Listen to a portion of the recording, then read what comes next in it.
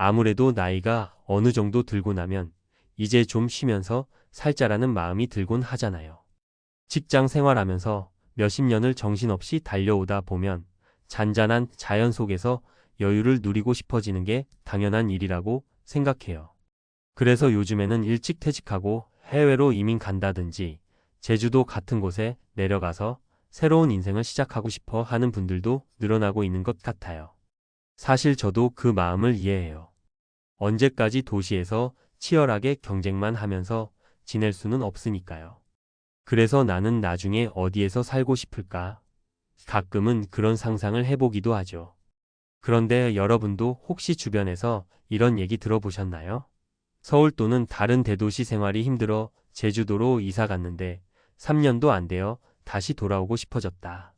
처음에는 푸른 바다와 한적한 생활에 모든 걸 걸고 내려갔는데 정작 막상 살아보니 예상치 못한 어려움이 많아졌다는 겁니다. 그래서 결국 새로운 곳에서의 일상이 생각처럼 달콤한 휴식만은 아니었다고 고개를 내젓는 분들도 계시더라고요. 오늘은 바로 그 이야기를 나눠보려고 해요.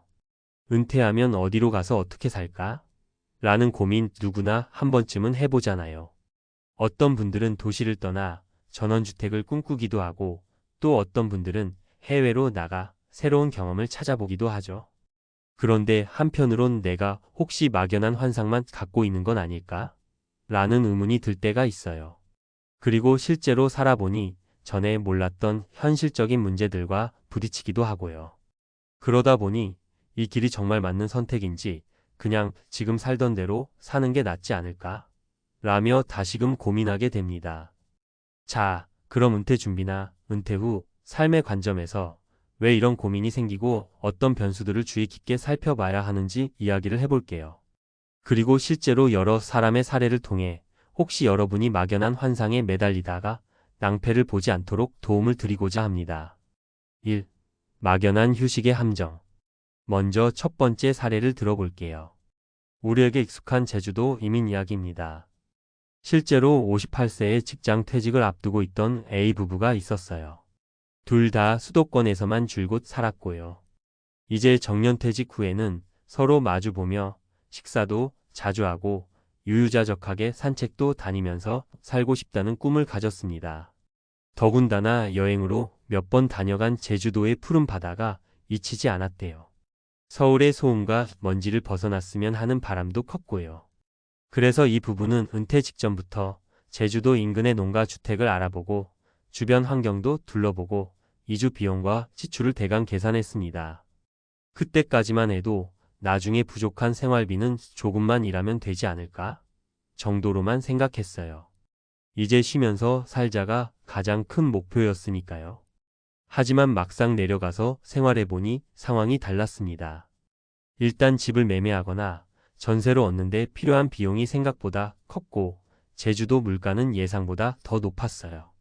그리고 따뜻한 남쪽 나라 같은 이미지와 달리 바닷바람과 습기로 인해 관리해야 할 부분도 많더라는 겁니다. 또한 몇 달 동안은 편안하고 좋았지만 막연한 휴식이 의외로 지루하게 느껴지는 시점이 왔어요. 애들 자녀이 보고 싶기도 하고 친구들도 하나둘씩 그리워지고 너무 조용하다 보니 문화생활도 잘 못하겠고 이러다 보니 외로움도 커졌고 어느 순간부터는 내가 이러려고 내려온 건가? 라는 생각이 들기 시작했습니다. 결국 이 부부는 진짜로 편히 쉴 수 있는 인생을 원했지만 그게 단순히 환경을 옮긴다고 해결되는 문제만은 아니었다는 걸 깨달았다고 해요. 이 사례가 주는 교훈은 은퇴 후의 삶을 휴식에만 초점을 맞추다 보면 자칫 예상치 못한 부작용이 따를 수 있다는 겁니다. 특히 경제적, 심리적, 사회적 요소들을 깊이 고려하지 않고 그저 바다만 보면서 살면 다 해결된다라는 식으로 접근하면 막상 내려가서 겪는 현실과 충돌하면서 다시 도시로 돌아오고 싶어지는 상황에 놓일 수 있어요. 이를 완전히 놓으면 어떻게 될까? 에 대한 불안. 두 번째로는 은퇴했거나 조기 퇴직을 앞둔 B씨의 사례를 들어볼게요.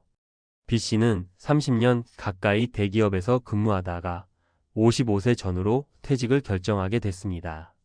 그동안 회사에서 충분히 일했으니 이제는 좀 쉬면서 나만의 삶을 찾아보겠다. 이 마음이 컸죠. 그런데 B씨가 가장 걱정했던 건 일을 완전히 놓았을 때 과연 내가 버틸 수 있을까? 라는 부분이었어요. 일을 하면서는 늘 조직 안에서 누군가와 의사소통도 하고 매일 만나야 할 사람도 있었고 일정도 빼곡하게 잡혀 있었잖아요. 그런데 퇴직 후에 갑자기 아무것도 안 하면 시간이 너무 많아지니까 오히려 불안해지더라고요. 내가 이 나이에 뭘 해야 하지? 하루 종일 뭘 하면서 보내야 할까? 이렇게 막막함이 찾아온 거예요. 그래서 B씨는 은퇴 후에 아침에 눈 뜨면 헬스클럽도 가고 동네 산책도 다니고 낮에는 틈틈이 영어 공부도 하고 또 온라인으로 취미 활동 같은 것도 하겠다고 생각했대요. 그런데 실제로 은퇴하자마자 지인의 소개로 어떤 지역 축제 운영 요원 일을 잠깐 맡게 됐는데 본인은 이제 일 안 하고 싶다라고 생각했음에도 막상 일을 조금이라도 하니까 삶의 활기가 다시 도는 걸 느꼈다고 해요. 내가 할 일이 있다는 게 의외로 기분이 좋구나 싶었다는 거죠. 결국 B씨는 일을 완전히 손 놓는 게 내 성향에는 잘 안 맞는다는 사실을 깨닫고 몇 달 만에 파트타임 컨설팅 일을 시작하게 되었습니다. 돈을 많이 벌려고 하는 건 아니었지만 어느 정도 정신적 자극과 뿌듯함을 주는 일이 필요한 사람이구나라는 걸 알게 된 거죠.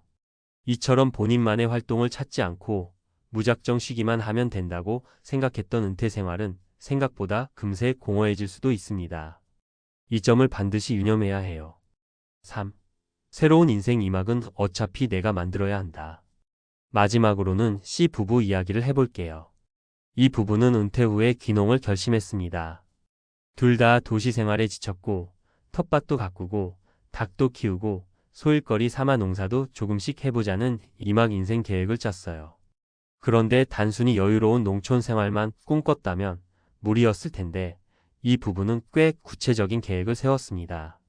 예를 들면 텃밭 규모를 어느 정도로 할지, 작물은 뭘 심을지, 어떤 루트로 판매를 할지, 주변의 농민들과는 어떻게 네트워크를 쌓을지 등을 미리 공부하고 준비했어요. 도시에서의 모임이나 세미나도 적극적으로 찾아다녔고 실제 귀농 교육 프로그램도 들었습니다. 이 과정에서 생각보다 비용이 많이 들겠구나. 그냥 집 앞 텃밭 몇 평만으로는 재미 삼아 키우는 수준밖에 안 되겠다는 사실을 깨달았죠. 또한 진짜로 농촌 지역에서 살아보면 한여름 벌레 문제부터 겨울철 난방비까지 신경 쓸 게 엄청 많다는 걸 알게 되었어요. 결국 C 부부는 자신들의 새로운 인생 2막을 실제로 만들어가기 위해서는 인내와 끊임없는 학습이 필요하다는 결론을 내렸습니다. 그래서 은퇴 후에도 해당 지역 주민들과 모임을 열심히 갖고 제대로 된 시설을 하나씩 갖추면서 조금씩 농업 규모를 키워나갔어요. 그러다 보니 처음엔 매달 인건비나 농자재비 부담도 있었지만 어느 순간부터 지역 사람들과 협업을 통해 우리 마을 특산물 만들기 프로젝트를 기획하거나 도시 관광객을 대상으로 체험 프로그램을 운영하게 되었대요. 이게 자리를 잡아가니까 자기들도 즐겁고 소득도 조금씩 생기고 이제야 진짜 내 손으로 새 인생을 만드는 기분이다. 라고 웃을 수 있었다고 합니다. 이 사례에서 중요한 건 새로운 인생 2막이라는 것도 누군가 대신 만들어주는 게 아니라 본인이 직접 설계하고 도전해야 비로소 즐거움을 느낄 수 있다는 거예요. 단순히 난 은퇴했으니 이제 아무것도 안 하고 마음 편히 살래라는 태도로만 있다가는 지루함과 상실감이 훨씬 먼저 찾아올 수도 있거든요. 결론 어떻게 쉬고 어떻게 준비할 것인가가 관건. 정리를 해보면 많은 사람들이 은퇴 후에 쉬면서 살고 싶다고 생각하지만 그 쉬는 삶은 단순히 시간과 공간만 바뀐다고 해서 완성되는 게 아닙니다. 쉬는 방식을 어떻게 정의하고 새로운 생활 방식에 필요한 비용과 노력, 그리고 심리적인 요소들을 어떻게 준비하느냐가 훨씬 더 중요하죠. 막연한 휴식의 함정 그냥 바다나 시골 풍경만 바라보고 있으면 다 해결되겠지? 라고 생각했다가 예상치 못한 물가 관리가 필요하고 지루함이나 외로움이 찾아올 수 있음. 이를 완전히 놓을 수 있을까? 오랫동안 일해온 사람일수록 완전한 무직 상태가 주는 공허감이나 불안감이 클 수 있으므로 본인에게 맞는 활동이나 일을 부분적으로라도 이어가는 게 도움이 됨. 새로운 인생 2막은 내가 만드는 것 막연히 귀농, 귀촌, 해외 이민 등을 꿈꾸는 게 아니라 구체적이고 현실적인 계획과 끈기가 필요함. 결국 본인이 직접 발로 뛰고 주변 사람들과도 소통하며 하나씩 만들어가는 과정을 즐길 줄 알아야 함. 그러니까 내가 어느 시점에 은퇴해서 어디로 이사 갈까? 무엇을 하며 지낼까라고 고민한다면 그저 화려한 영상미로 포장된 여행 프로그램을 보면서 환상에 빠지기보다는 좀 더 발품을 팔고 실제 삶의 조건들을 따져보고 가장 중요한 건 정말 내가 추구하는 행복이 뭔지를 깊이 생각해 보셔야 해요. 분명 도시를 벗어나 더 깨끗한 공기와 여유로운 삶을 누리는 것도 매력적이지만 준비 없이 혹은 내 성향을 잘 모르고 무작정 도전했다가는 금방 회의감을 느낄 수 있으니까요. 만약 여러분이 정말로 제주도에 가서 살고 싶다거나 농촌 생활을 꿈꾼다고 결심하셨다면 실제로 몇 달간 월세나 에어비앤비 같은 단기 거처를 구해 살아보는 것도 추천합니다. 그래야 미리 문제점을 발견하고 보완할 수 있거든요. 결국 은퇴 후 안정과 자유를 누리려면 그에 앞서 철저한 현실 점검과 자기 이해가 필요합니다.